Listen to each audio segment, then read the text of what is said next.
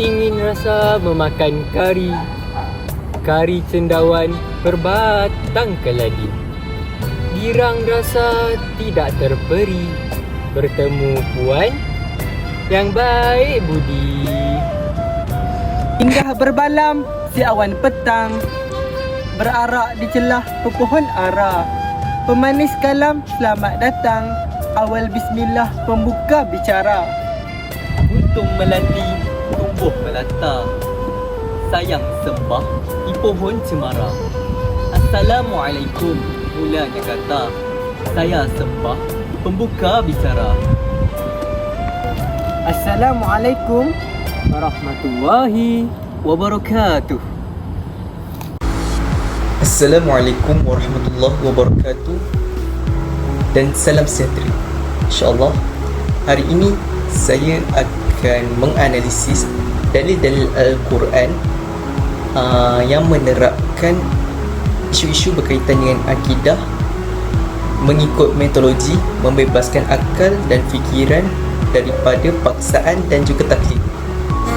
Sebagaimana yang kita tahu, akal ni merupakan sesuatu yang sangat mulia yang Allah telah ciptakan kepada umatnya. Akal ni tak bererti kita diberi kebebasan tanpa batas dalam memahami agama, tetapi Islam dah buat aturan untuk tempatkan akal sebagaimana layaknya. Bagaimanapun, akal yang sihat akan selalu bertepatan dengan syariat Allah dalam permasalahan apapun. Akal adalah satu kurniaan Allah yang sangat besar kepada manusia. Dalam Al-Quran, banyak Allah menerangkan fungsi-fungsi dan kedudukan akal dalam agamanya. Antaranya, berdasarkan firman Allah, وَفِي الْأَرْضِ قِطَعٌ مُتَجَاوِرَاتٌ وَجَنَّاتٌ مِنْ أَعْنَابٍ وَزَرْعٌ وَنَخِيلٌ صِنْوَانٌ وغير سنوان يسقى بماء واحد ونفضل بعضها على بعض في الأكل إن في ذلك لآية لقوم يعقلون.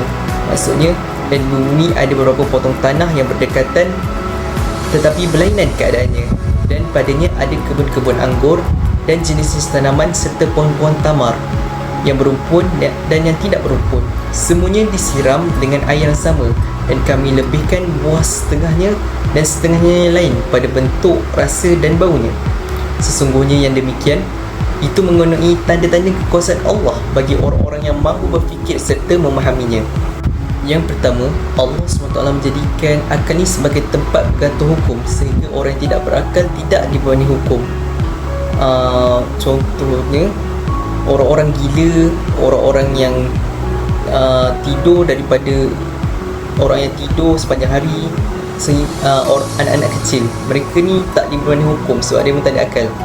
Selain itu, akal ni adalah salah satu anggota yang harus kita jaga daripada 5 perkara, iaitu agama, akal, harta, jiwa dan kehormatan, kerana kemaslahatan dalam menjaga dan memelihara adalah penting dan berkedudukan dalam Islam.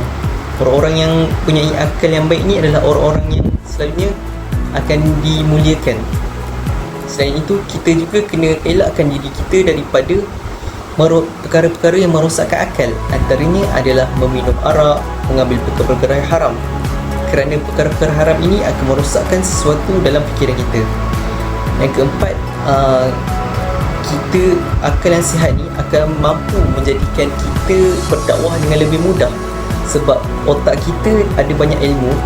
Jadi akal yang mantap ni akan menghasilkan hujah-hujah yang bernas dan bagus untuk orang lain. Seterusnya kita masuk kepada tajuk kita, iaitu taklid.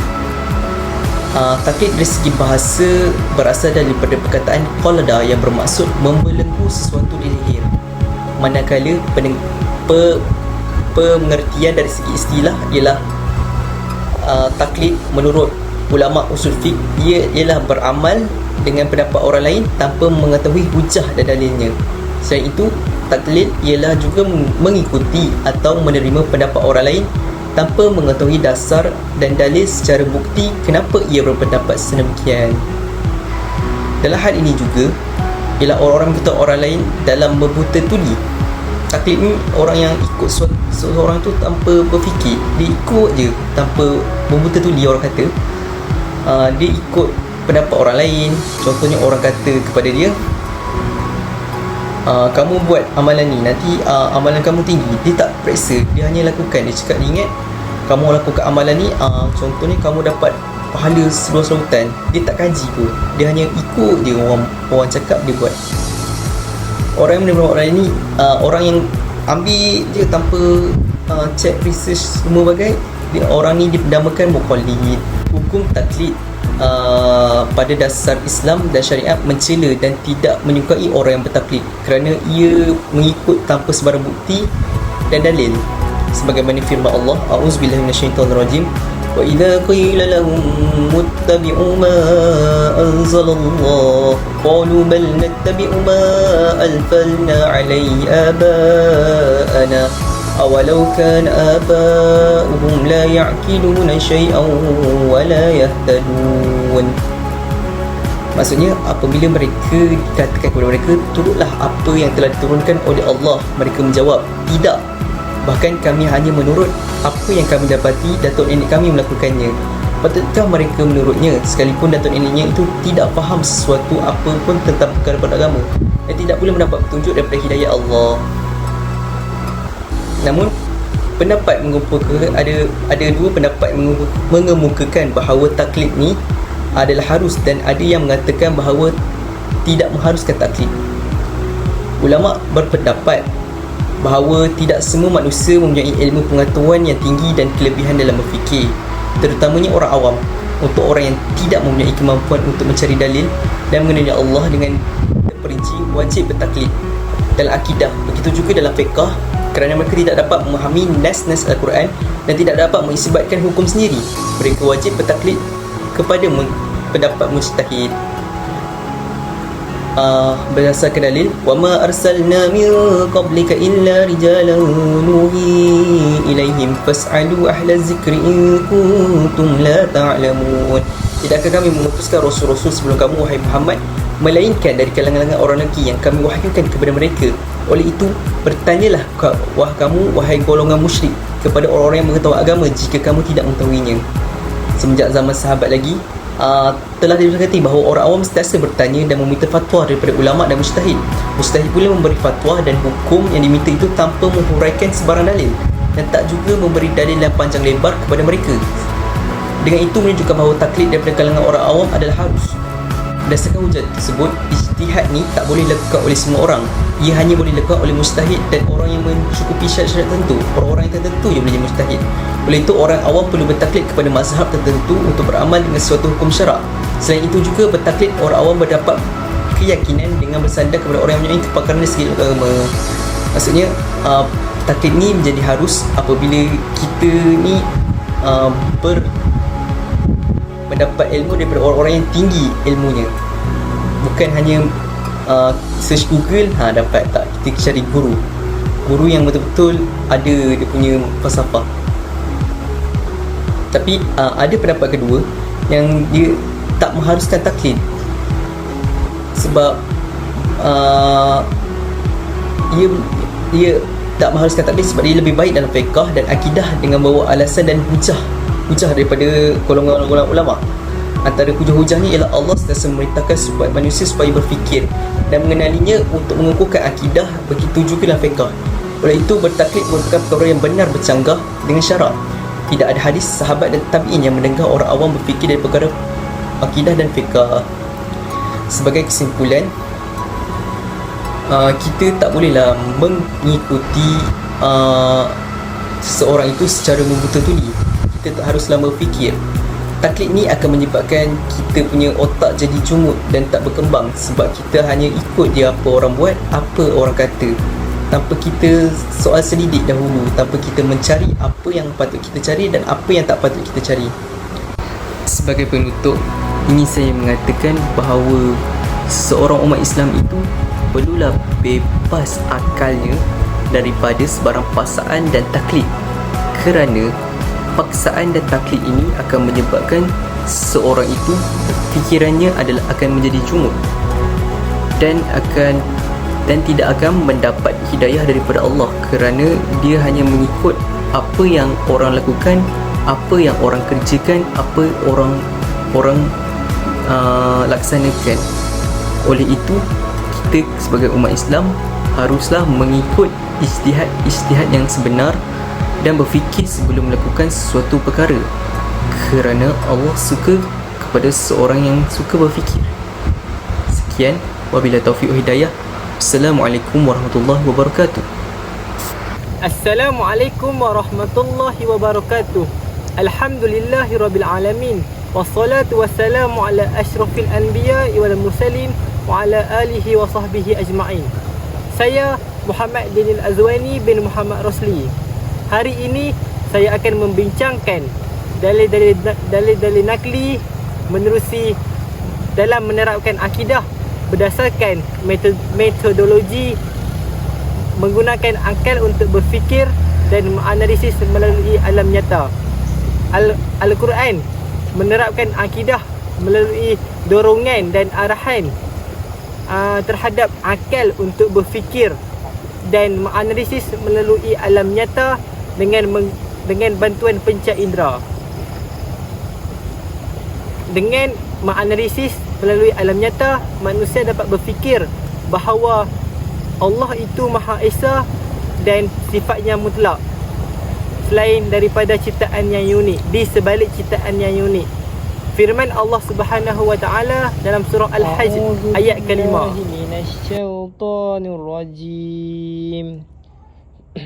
Ya ayyuhan nasu in kuntum fi raibin minal ba'si fa inna khalaqnakum min turabin summa min nutfatin summa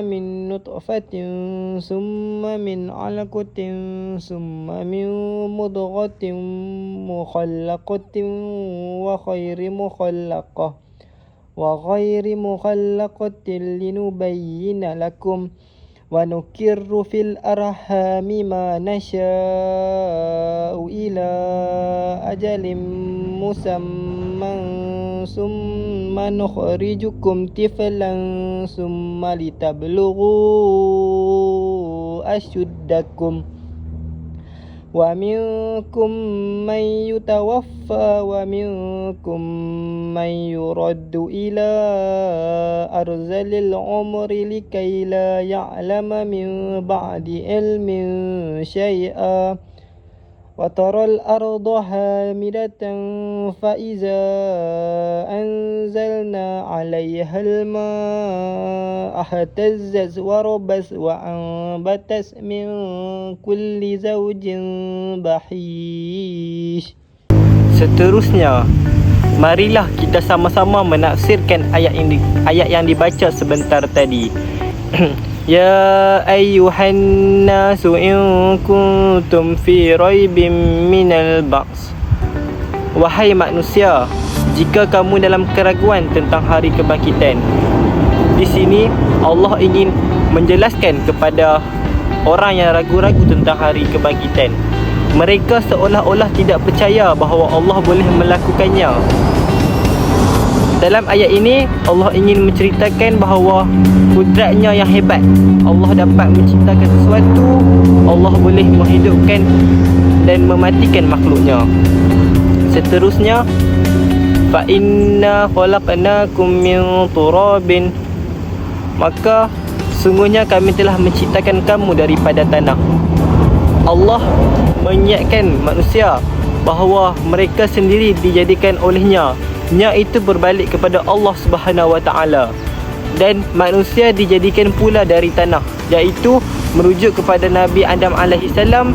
Kalau kita tengok tanah itu, tak dapat kita nak bayangkan bagaimana kita jadi manusia, kita boleh jadi manusia. Tapi Allah boleh jadikan Nabi Adam itu dari tanah. Summa min nutfatin, kemudian dari titis mani. Keturunan Nabi Adam dijadikan dari tanah, tapi asalnya dari air mani. Summa min alaqah, kemudian dari segumpal darah. Setelah air mani lelaki bertemu dengan ovum wanita, maka terjadilah persenyawaan. Maka ayat dalam kalimah alaqah bermaksud memelekat, yang di mana ketulan darah itu melekat pada rahim ibu yang boleh dilihat apabila scan. Summa min mudghatin mukhallaqatin wa khairin mukhallaqatin linubayyina lakum. Kemudian dari segumpal daging yang sempurna kejadiannya dan yang tidak sempurna, agar kami jelaskan kepada kamu. Allah hendak menjelaskan kepada kita kebenaran tentang kudratnya.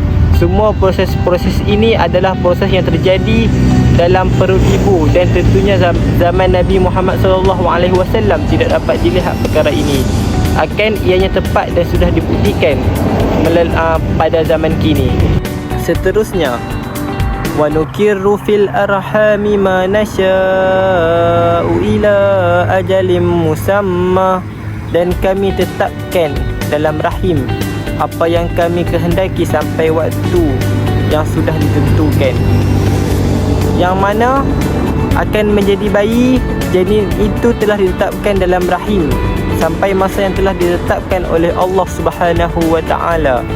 Allah yang tetapkan bila masa dia akan keluar, dan Allah juga yang tetapkan jika janin itu digugurkan. Apabila kita baca-baca ayat sebegini, maka ingatlah bahawa Allah lah yang membesarkan kita dalam rahim ibu. Memang ibu tu yang menjaga kandungannya, menjaga kandungan di dalam perutnya, tapi sebenarnya Allah lah yang menjaga janin dan kandungan itu. Summa nukhrijukum tiflan, kemudian kami keluarkan kamu sebagai bayi. Apabila sampai masanya, Allah yang mengeluarkan kita sebagai bayi sewaktu kita keluar dari perut ibu kita. Untuk mengeluarkan pun satu usaha yang sehingga kan ibu kita merasa nak mati, tapi Allah bantu sampai bayi itu dapat dilahirkan. Summa litablughu asyuddakum, kemudian dengan beransur-ansur kamu sampai kepada kedewasaan. Dari kecil kemudian boleh berjalan, kemudian boleh berlari dan membesar menjadi dewasa. Allah juga menentukan perkara ini kerana ada yang mati semasa kecil, ada yang mati ketika dewasa, dan ada yang mati ketika telah tua. Wa minkum man yutawaffa wa minkum man yuraddu ila arzalil umur, dan di antara kamu ada yang diwafatkan, dan ada pula yang di antara kamu yang dipanjangkan umurnya sampai nyanyuk. Ada yang diwafatkan semasa muda, dan juga ada yang diwafatkan ketika tua. Lepas itu, likaila ya'lama min ba'di ilmin syai'a, maksudnya supaya dia tidak mengetahui lagi sesuatu yang dahulunya telah diketahuinya. Jika difikir dengan akal, apabila mereka telah tua, mereka sudah tidak tahu perkara-perkara yang dahulunya mereka tahu. Dia berasal daripada tidak tahu, iaitu selepas lahir dia tidak tahu apa-apa, dan kemudian dia belajar satu persatu perkara tentang dunia dan agama. Dan akhirnya apabila dia sudah tua sangat, dia langsung lupa segala perkara yang telah dipelajarinya dahulu. Sehubungan dengan ini, hal ini Ikrimah mengatakan, barang siapa yang membaca Al-Quran, nescaya dia tidak akan mengalami perkara yang sama, iaitu terlalu tua, kecuali terlalu tua dan nyanyok. Maknanya orang itu akan menjadi nyanyok, dan dari ini kita tahu bahawa nyanyok itu pun adalah kudrat dari Allah juga. Wa taral arda hamidah, dan kamu lihat bumi ini kering. Okey, kita fikir sebab apa kering? Kering disebabkan oleh kerana tiada air diturunkan kepadanya. Bila kering, maka tumbuhan pun tidak dapat hidup. Ini adalah isyarat kepada manusia yang telah mati. Sebagaimana tanah itu mati, begitu juga manusia boleh mati. فإذا أنزلنا عليها الماء اهتزت وربت. Kemudian apabila kami telah turunkan air di atasnya, hiduplah bumi itu dan suburlah. Mudah sahaja bagi Allah untuk menghidupkan kembali tanah itu, iaitu dengan berikan air hujan kepadanya. Dengan adanya air, maka tumbuhan akan hidup, kerana tumbuhan itu memerlukan air. Begitu juga mudahlah Allah nak hidupkan kita dari begitu jugalah mudah Allah nak hidupkan kita semua dari mati. Kalau Allah boleh jadikan dari tidak ada kepada ada, nescaya Allah boleh bangkitkan kita sewaktu kita telah mati. Wa anbatas min kulli zawjin bahish, dan menumbuhkan macam tumbuh-tumbuhan yang indah. Kalimah bahish digunakan untuk tanah yang ada banyak tanaman yang indah-indah, banyak pokok dan bunga yang indah. Tadi telah disebut dengan panjang lebar tentang kejadian manusia. Jika dapat difikir dengan akal, Allah dapat itu pun Allah yang dapat menghidupkan kita. Allah dapat menghidupkan kita. Maka kalau kita mati, tentulah Allah juga boleh bangkitkan kita, kerana Dia juga yang menjadikan kita. Jadi di sini kita haruslah percaya bahawa Allah itu Maha Berkuasa dan Allah itu juga segala-galanya bagi kita. Kita hanyalah makhluk yang perlu taat dan patuh kepadanya. Selain itu, firman Allah Subhanahu wa taala dalam surah At-Tin ayat keempat. A'udzu billahi minasyaitonir rajim. Laqad khalaqnal insana fi ahsani taqwim. Mafhumnya, sesungguhnya kami telah menciptakan manusia dalam bentuk yang sebaik-baiknya. Tafsiran kita Al-Mukhtasar ayat 4 ini menjelaskan bahawa Allah menciptakan manusia dengan tubuh yang tegak sehingga dapat memakan makanannya dengan tangan, dan Allah menciptakan dengan kemampuan berbicara, memahami, mengatur dengan kemampuan yang bijak sehingga mungkin akan menjadi khalifah di muka bumi ini sebagaimana kehendak Allah Subhanahu wa taala. Jika difikir dengan akal, kalimah takwim bermaksud berdiri tegak. Maknanya Allah menjadikan manusia dengan lengkap. Ini adalah kerana manusia sahaja yang berdiri tegak, tidak seperti binatang yang kebanyakannya berjalan atas 4 kaki. Ini Allah hendak memberitahu bahawa kejadian manusia amatlah elok sekali. Malah kita lebih mulia daripada golongan jin. Assalamualaikum warahmatullahi wabarakatuh. Baiklah, saya akan membentangkan topik yang seterusnya, iaitu topik ketiga, iaitu topik mendedahkan kepercayaan yang batil dan mengisbatkan kebenarannya. Baiklah, seperti yang semua sudah maklum, pada hari ini terdapat banyak kepercayaan yang batil. Di antaranya adalah Yahudi dan juga Nasrani. Baiklah semua, hari ini pada saat ini saya akan memulakannya dengan akidah orang yang batil, iaitu Yahudi.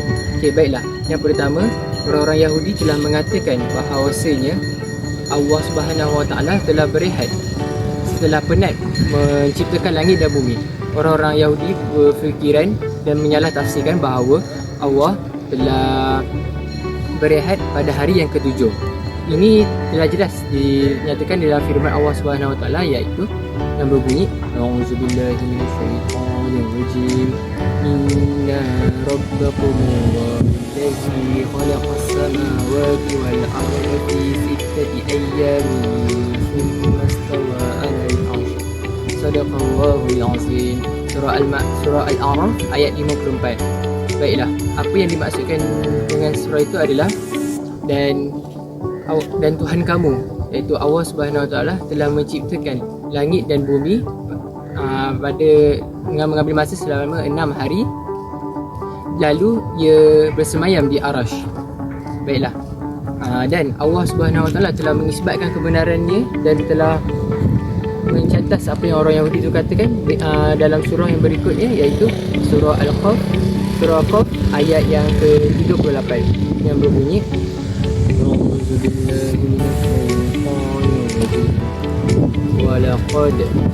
ولقد خلقنا السماوات والأرض في 6 أيام وما مسنا من لغاب. Sadaqallahul azim. Yang membawa maksud dan kami demi sesungguhnya kami telah menciptakan langit dan bumi dan apa yang ada di antaranya, dan kami melakukannya tanpa rasa susah dan payah. Baiklah, seterusnya ucapan yang batil orang Yahudi adalah mereka mengatakan bahawasanya Tuhan itu fakir dan kedekut. Ini telah jelas Allah SWT berfirman di dalam surah Al-Ma'idah ayat yang ke-64 yang membawa maksud yang berbunyi A'udzubillahi minasyaitonirrajim. Wa qalatil yahudu yadullahi maghlula, yang membawa maksud dan telah berkata orang-orang Yahudi tangan Allah itu terbelenggu, dan apa yang diyakini oleh orang Yahudi ini adalah salah, dan Allah Subhanahu Wa Taala telah mengisbatkan kebenarannya di dalam surah dan ayat yang sama. Sambungannya adalah A'udzubillahi minasyaitonirrajim. Qulat aydihim wal'inu bima qalu bal aydihim mabsutatani ka yunfiq kaifa yusab. Sadaqallahul azim. Yang membawa maksud tangan-tangan mereka, yakni orang-orang Yahudi lah yang sebenarnya terbelenggu, dan Allah melaknat bagi sesiapa dan apa yang telah mereka katakan kepada Allah, dan sesungguhnya kedua tangan Allah tersebut adalah sebenarnya terbuka, yakni pemberi nikmat dan juga limpah kurnianya, dan limpah kurnianya itu bebas Allah hendak memberikan ni kepada apa yang dia kehendaki. Baik, poin yang ketiga kali ini pula bagi kepercayaan batin bagi orang-orang Nasrani.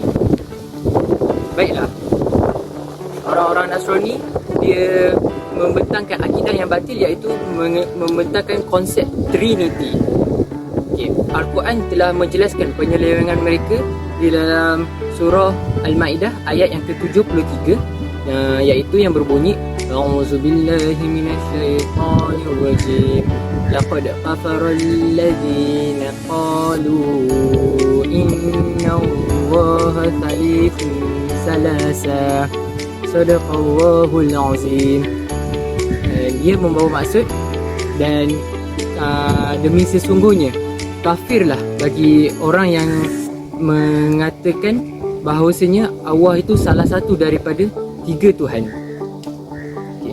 Dan Allah juga telah mengisbatkan, telah menunjukkan kebenarannya di dalam surah dan ayat yang sama juga. Ayat yang seterusnya adalah A'udzubillahi minasyaitonirrajim. Wa ma min ilahin illa ilahun wahid. Maksudnya di sini adalah tiada Tuhan yang lebih layak disembah melainkan Tuhan yang Maha Esa. Dan seterusnya Allah telah menetapkan kebenaran dan mengisbatkan kebenarannya untuk menguatkan lagi bahawasanya Allah Subhanahu Wa Taala itu merupakan Tuhan yang Maha Esa di dalam surah Al-Ikhlas ayat 3 dan keempat yang bunyi lam yalid a'udzubillahi minasyaitonirrajim lam yalid wa lam yulad wa lam yakul lahu kufuwan ahad, yang membawa maksud dan Tuhan itu tidak beranak dan tidak diperanakkan, dan juga tiada sesiapa pun yang setara dengannya. Okey, dan yang terakhir sekali, poin yang keempat, ini daripada aspek kenabian, dan ini adalah daripada kepercayaan batil orang-orang Nasrani. Orang-orang Nasrani telah mempercayai bahawasanya Nabi Isa alaihi wasallam adalah anak Tuhan. Okey, ini Allah telah berfirman bahawasanya orang-orang Nasrani telah berkata yang berbunyi A'udzubillahi minasyaitonirrajim. Wa qalatil nasara al-masih ibnullah. Sadaqallahul azim. Daripada ayat At-Taubah ayat yang ke-30, dari surah At-Taubah ayat yang ke-30 yang membawa maksud, dan berkatalah orang-orang Nasrani bahawasanya Al-Masihi itu yakni Nabi Isa adalah anak Allah. Okey, Allah telah menunjukkan kebenarannya kepada orang-orang Nasrani melalui dalil-dalil Al-Quran, iaitu ayat surah Al-Maidah ayat yang ke-75 yang membawa yang berbunyi A'udzubillahi minasyaitonirrajim. Mal masih ibnu Maryam illa rasul qad khalat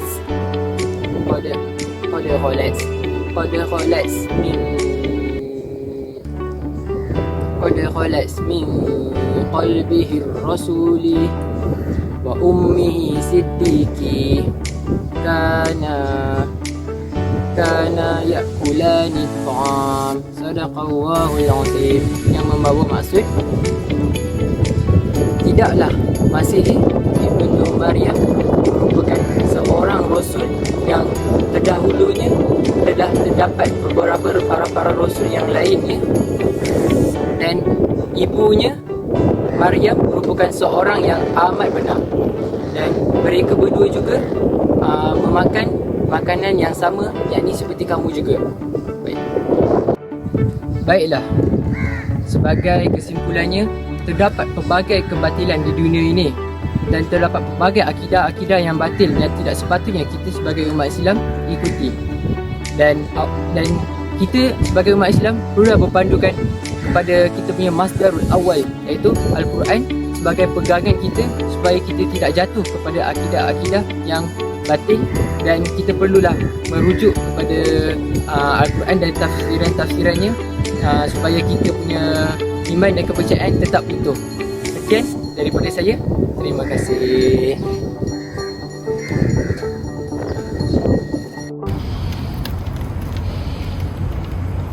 Sekian. Terima kasih. Makasih. Sayonara. La. Syukran jazilan. Syukran jazilan. Sekian. Wabillahi taufiq wa hidayah. Wassalamualaikum warahmatullahi wabarakatuh.